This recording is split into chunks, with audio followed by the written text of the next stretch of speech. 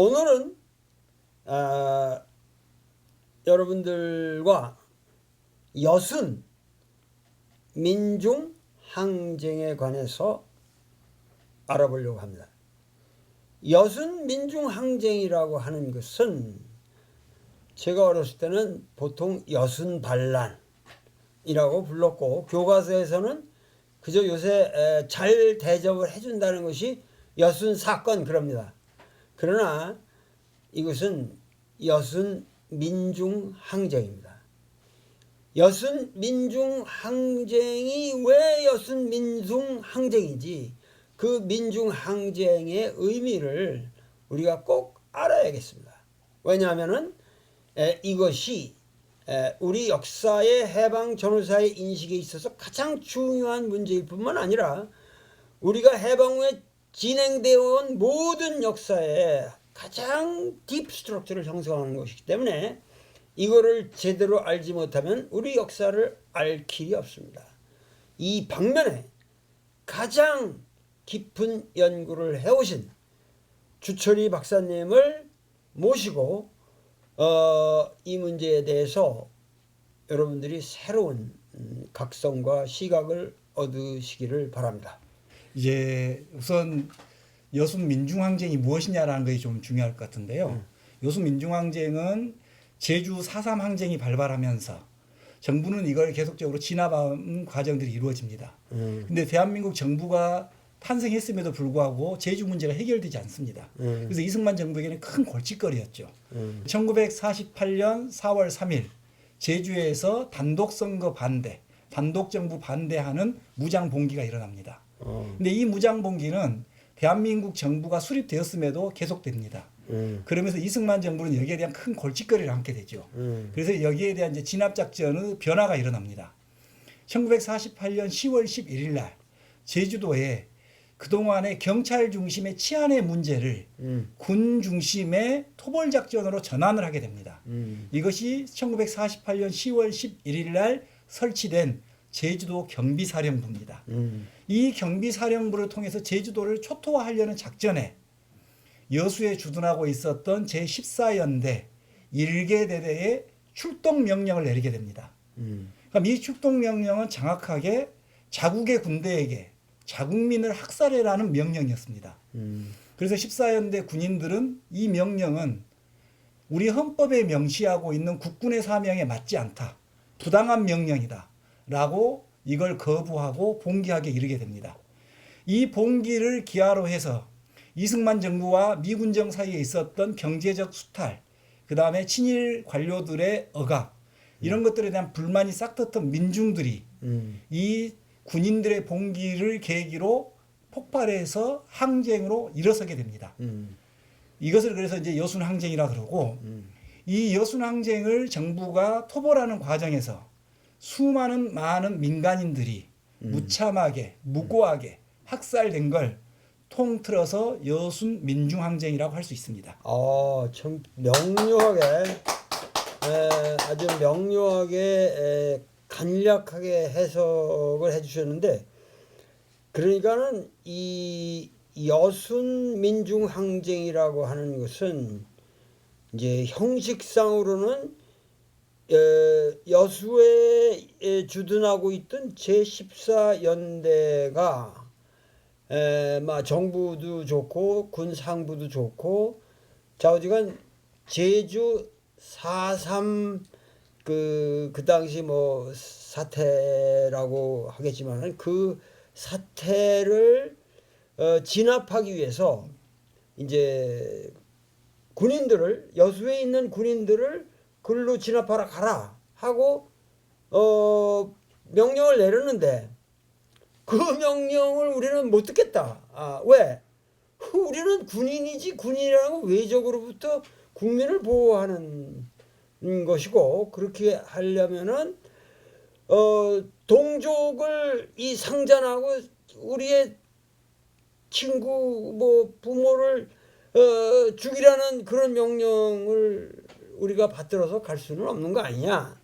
그렇게 해서 이들이 일종의 이제 항명을 한 셈이 되는데, 그렇기 때문에 오늘날 근데 국가적으로 이 사건을 그 적극적으로 다루지 못한 것이 형식상 군 내부의 혁명 사건이라는 것 때문에 이것을 그 민주적인 무슨 이런 봉기처럼 다루지 못했는데, 사실 이 사태를 아주 면밀하게 들여다보면은 이것은 군인들이 우리 사회에 만연된 아주 그 뜻 있는 군인들이 그 만연된 부패 골마 터질 대로 터진 데를 그냥 살짝 바늘로 찔렀을 뿐이고, 그 항명이라는 거는 사실은 항명이 아니라 사실 의분을 가진 사람들이 우리가 이럴 수 없다 하고 이 봉기를 한 것이고, 그 의로운 봉기에 광대한 민중이 호응해서 우리가 가지고 있는 우리 역사가 갖고 있던 모든 문제를 한번 털어보려고 몸부림쳤던, 이것은 완벽한 민중 항쟁이었죠. 그 민중 항쟁을 일단 그런 항쟁이 일어났으면 그것을 우리가 합리적으로 이거를 제대로 된 국가라면 분석을 해서 그 원인 분석을 해서 타협을 하고 뭐 처벌할 사람 처벌하면서도 이 민중을 보호했어야 되는데, 거의 그 민중을 싸그리 처참하게 아무런 법적인 근거 없이, 그 당시에는 사실 계엄령을 그 반포할 수 있는 그 법도 없었는데 이승만이 한 마음대로 계엄령이라는 것을 반포해서 사람들을 그냥 아무 법적 근거 없이 즉결 처분해서 죽인, 자그만치 여기에서 죽은 사람이 제가 알기로는 하여튼 최소한 11,000여 명에 이른다.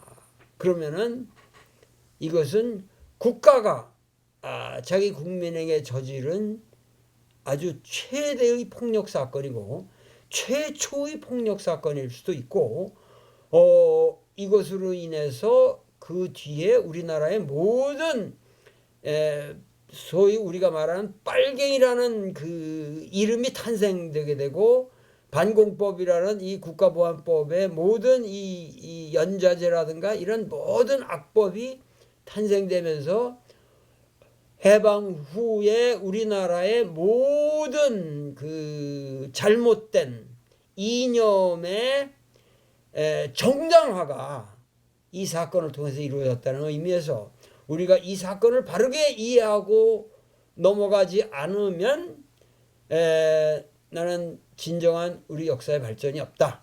이런 의미에서 우리는 여순 민중 항쟁을 바르게 이해해야 된다. 맞습니까? 예, 그렇습니다. 네, 한 말씀해 주시죠.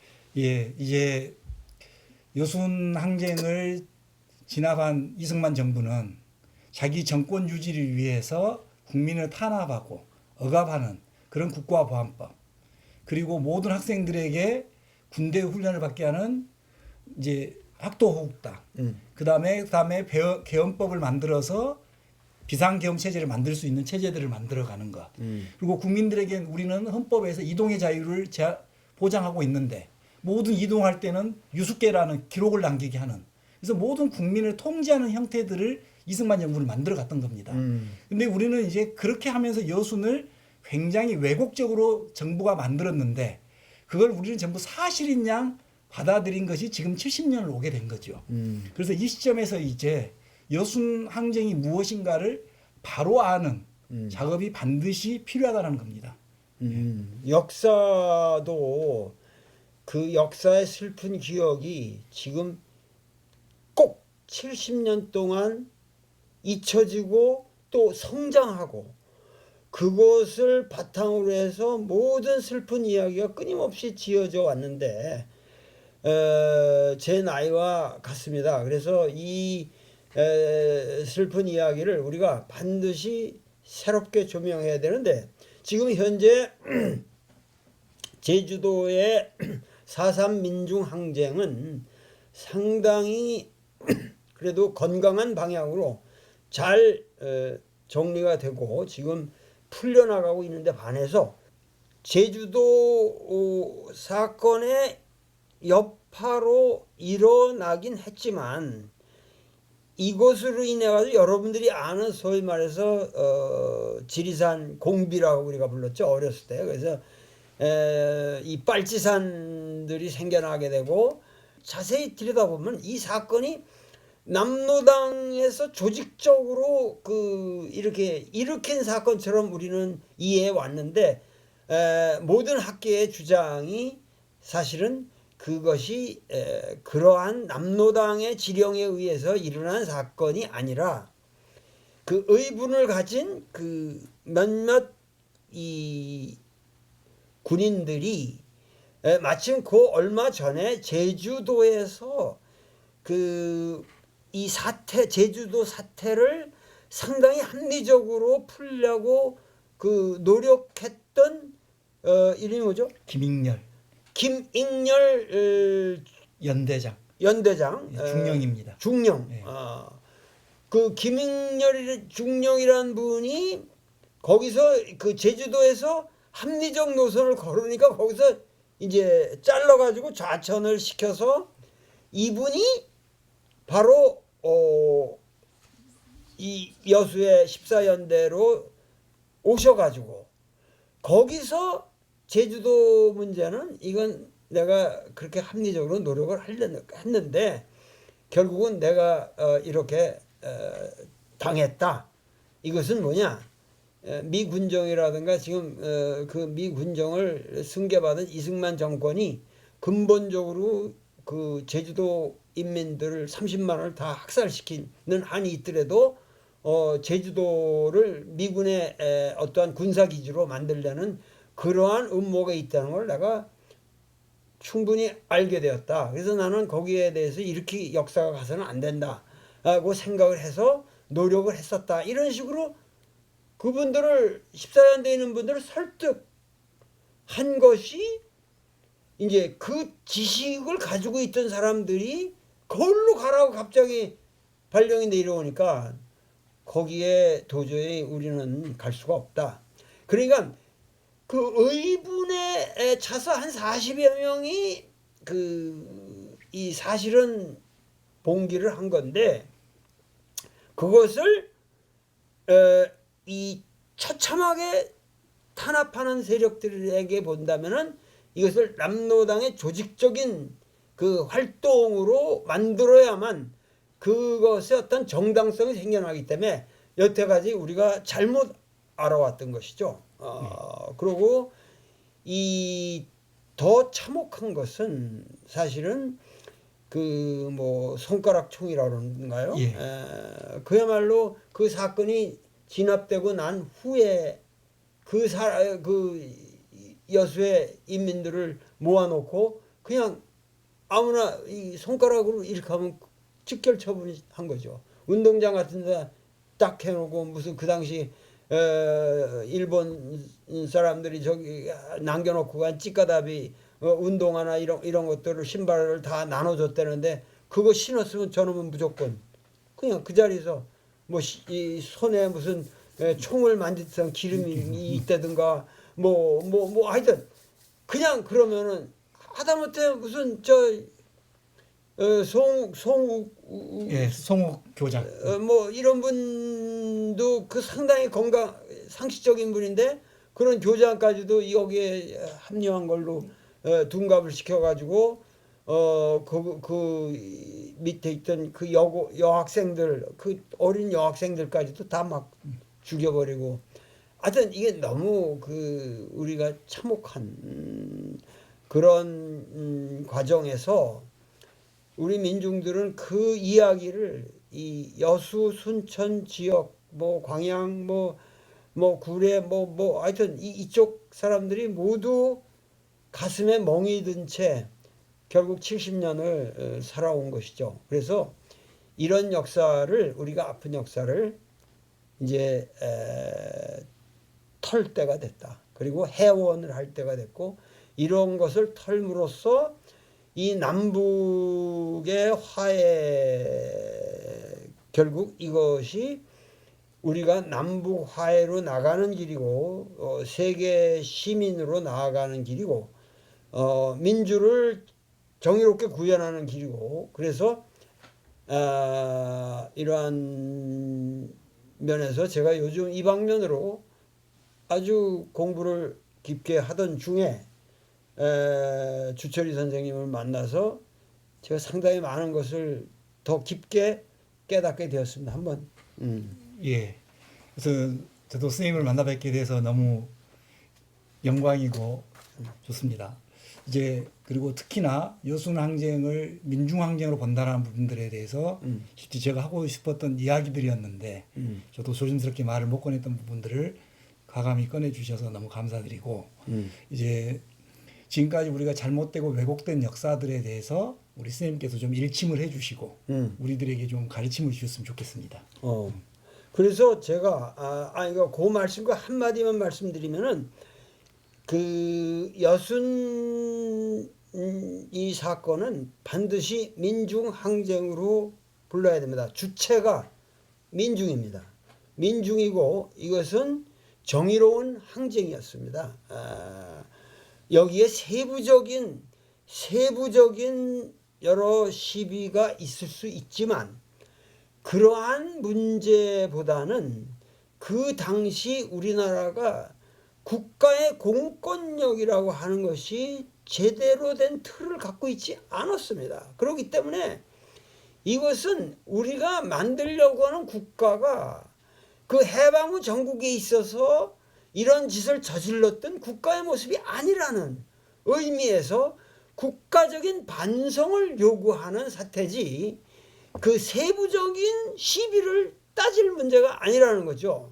그래서 이 민중의 항변, 민중의 항쟁을 항상 들을 수 있는 국가가 되어야 한다는 의미에서 우리는 새로운 이 민주국가의 건설의 이 노정에서 반드시 여순 이 문제를 여순 민중 항쟁으로 부르고 정당한 우리가 대접을 해야 되고 이러한 전체적인 분위기 속에서 제가 바로 오는 10월 30일 화요일이죠. 화요일 날 오후 4시에 여수 MBC 공개홀에서 돌 말하다 여순 민중 항쟁이라는 제목으로 대강연을 하기로 되어 있습니다. 오늘 이 자리에서 제가 충분히 말씀드리지 못한 이야기를 거기서 말씀드릴 테니까 여수 MBC 공개홀에서 10월 30일 오후 4시에 꼭 뵙도록 하겠습니다. 감사합니다.